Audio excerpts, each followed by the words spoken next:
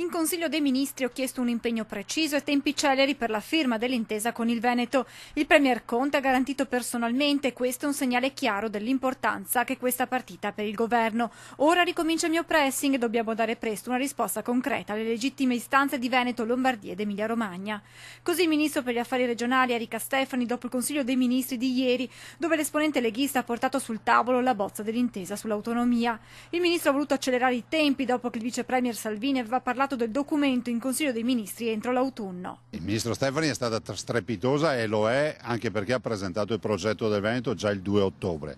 La Lega c'è, lo vota questo progetto subito senza nessun problema. I 5 Stelle devono solo dire al mondo intero se lo vogliono portare avanti oppure no. Evitiamo che diventi un'agonia.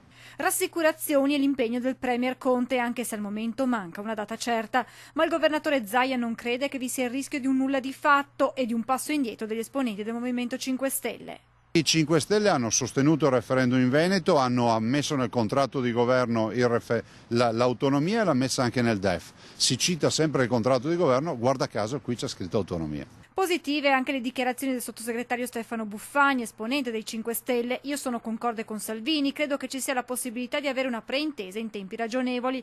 L'obiettivo, ha concluso Buffagni, è quello di farlo il prima possibile, un'accelerazione che auspica anche il governatore veneto. Si è parlato dell'autunno e l'autunno deve essere.